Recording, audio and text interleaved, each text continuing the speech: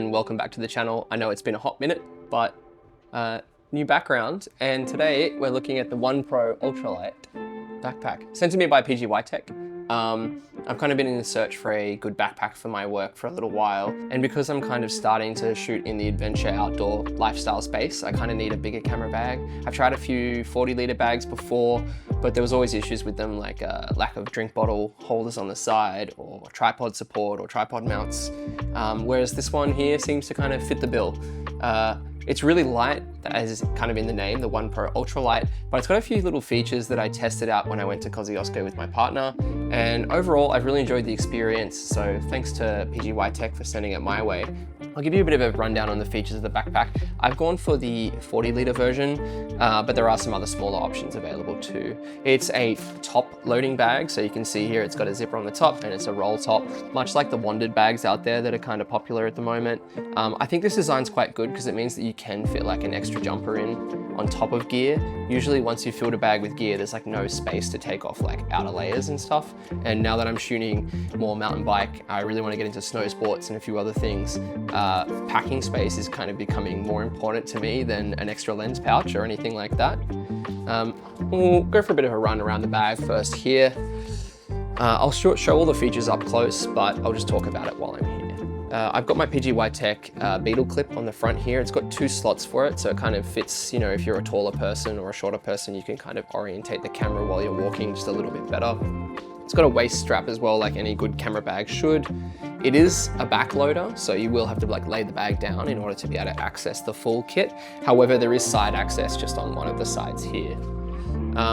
For the top loading access, it's just a single pouch, but there is an additional kind of waterproof layer at the front it's just held together with like those stringy zip tie pieces, but it means that you can put, you know, a helmet if you're abseiling or anything else that needs to be just like immediately accessible, but also stored in a waterproof layer. The backpack overall is weather resistant, which is really nice to see. I've had backpacks before that are fantastic. The ones I took to Antarctica were great, but again, they're not waterproof or water resistant, so they were pretty much destroyed with salt damage all across the bottom from sitting in a Zodiac all day. The overall backpack itself has a nice mesh background in the back here, just so that when you get sweaty while you're walking or hiking, it's like giving you quite a bit of ventilation.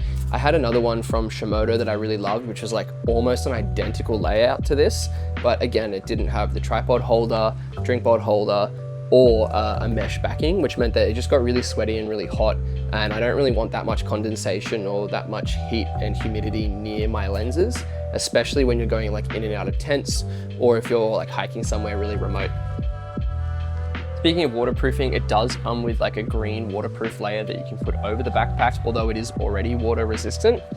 But one of the coolest features in that side access panel where I keep the waterproof layer is actually this battery holder compartment. I'll show it in a sec, but effectively you've got a battery slot holder, but it has indicators to tell you whether the battery is alive or dead. Basically a toggle that's switching between green or red, just so you know like which batteries you've used, which batteries still have some charge. You can even set it as a halfway, so you can say this battery has, you know, 50% or somewhere along those lines. My friend Josh is a DOP from New York. He actually showed me this feature in his YouTube video, which is crazy because I already had the backpack and I hadn't even noticed yet. So that's a really fun find, and I think more brands, specifically backpack brands and camera brands specifically, should be like implementing this in their designs.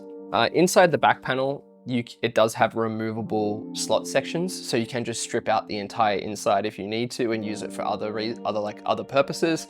But you can split the modular system inside, you know, almost in half. So at the moment, I've actually got a side accessible panel where I'm going to keep my one of my stills bodies, but then you've got 6 other slots available to you. So at the moment, I was pretty much traveling with probably close to 5 lenses, but I'll be downsizing a little bit of my kit because I'm switching back to zooms for a lot of my work. But realistically, I would only be carrying around 3 to 4 lenses at any time, which means you've got spaces for filter kits, other accessories, microphones, perhaps a drone if you're into that. I think overall, it's just like a good layout. It is modular. I couldn't really figure out another way to place the little internal walls. I think I kind of already chose the best way, but it seems to fit most of what I need to do with it. When I did go up Kosciuszko though, I almost went up with all of the gear. So I was carrying a 200 to 600 separately. So I was just carrying that on a stills body.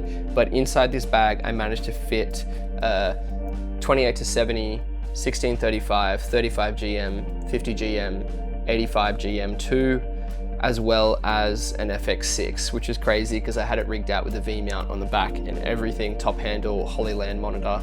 I think the monitor I was using was a Pyro 5, but we managed to fit all of that in a single backpack, which is pretty cool because this is kind of what this is designed for. It's for those creators and shooters that need something that's readily available and like ready for outdoor content creation, just because traditional backpacks are kind of limited in what you can attach, you know, accessories, tents, cookers and things like that.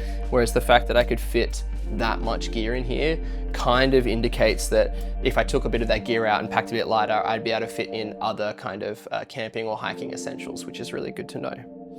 Overall, I'm really happy with the build quality. I like the design and the use of a lot of mesh materials, just because one, it keeps the weight down, but also it makes the bag quite breathable. On the back, it does also have a laptop sleeve. It's got one main internal compartment with just a Velcro tab, but it fits a 15-inch MacBook Pro, which is the one that I'm using at the moment. But knowing that I've got a couple of trips coming up, heading to Africa later in the year, I know that this is definitely the bag that I'm going to be taking with me.